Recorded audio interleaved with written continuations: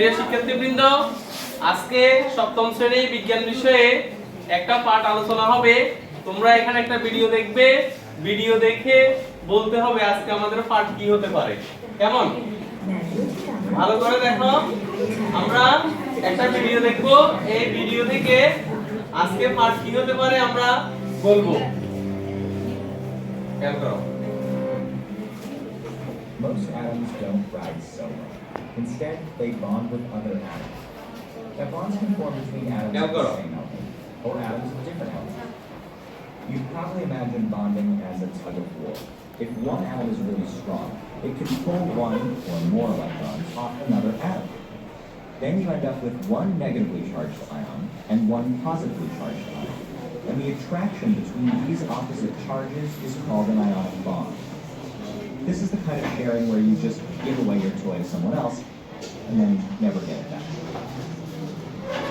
Table salt, sodium chloride, is held together by ionic bonds. তোমরা তাহলে বলো তো দেখি, তাহলে এখানে আমাদের আজকে পাঠ কি হবে? কি হবে তুমি বলো, আজকে পাঠ কি হবে? অণু-পরমাণু। কেমন? আর কেউ আছো বলতে পারবে আজকে পাঠ কি হবে? অণু ও পরমাণু। দেখো তাহলে আমরা এবার চলে আসবো অণু ও পরমাণু এই অধ্যায়ে। কেমন? আমরা যদি দেখি তাহলে আমাদের আজকে পাঠের বিষয়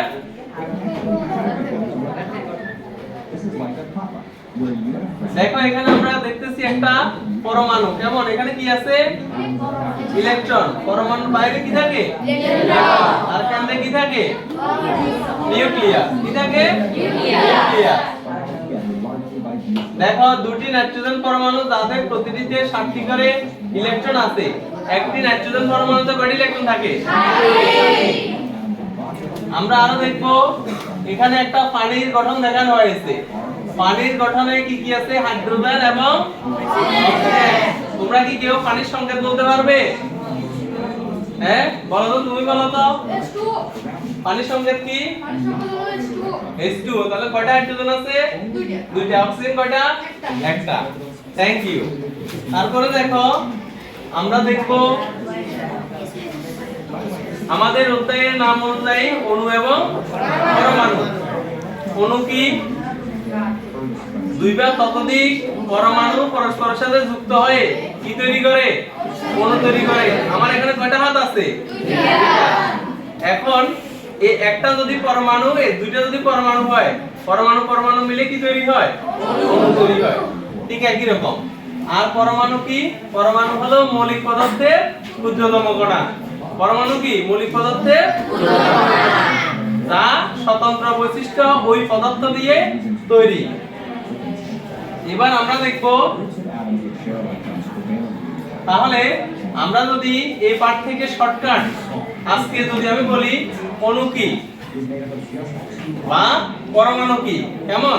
পরমাণু কি কে বলতে পারবে? পরমাণু হলো মৌলিক পদার্থের ক্ষুদ্রতম কণা। পরমাণু কি?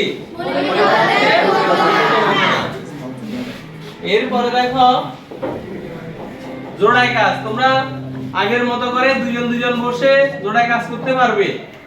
পরমাণুর বাইরে কি থাকে? পরমাণুর বাইরে কি থাকে? ইলেকট্রন। কি থাকে?